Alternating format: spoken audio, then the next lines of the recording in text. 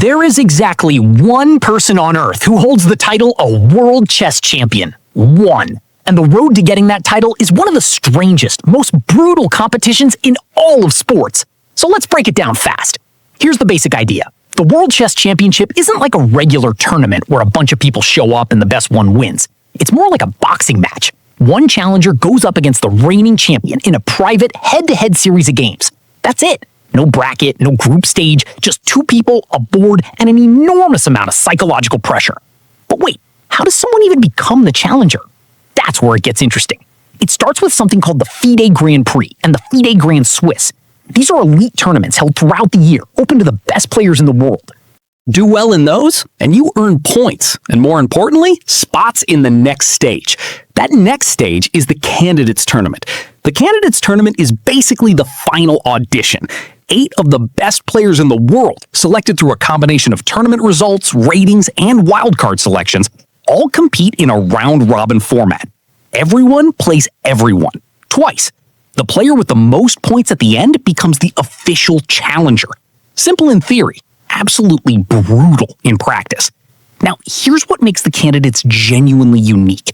You can't just get hot for a week and win it.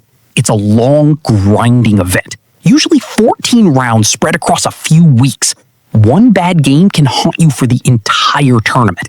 And the pressure is unlike almost anything else in competitive sport, because everyone in that room knows exactly what's on the line. The winner gets to face the world champion. The championship match itself is typically 12 games of classical. Classical chess means long time controls. Each player can think for hours per game.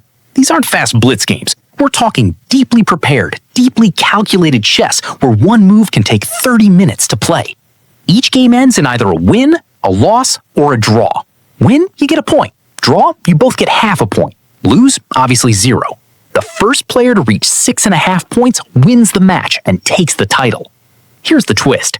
Draws happen a lot. A lot. Classical chess at the highest level is incredibly balanced, and players are so well prepared that games often end in a draw even after 5 hours of play.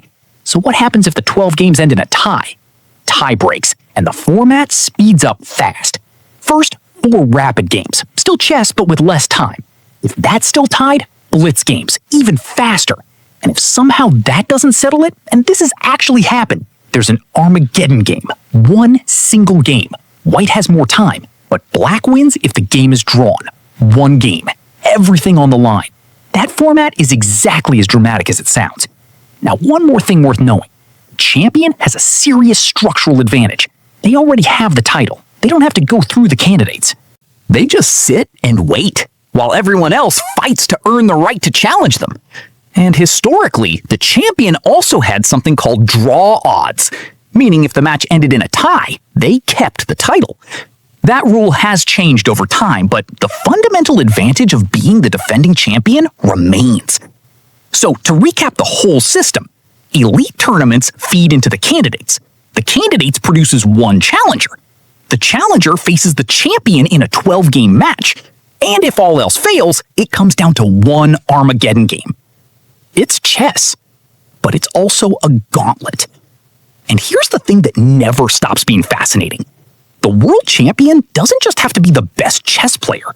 They have to be the best chess player under the most extreme mental pressure imaginable, across weeks of preparation, against one opponent who has spent months studying everything about them. It's not enough to be great. You have to be unbreakable.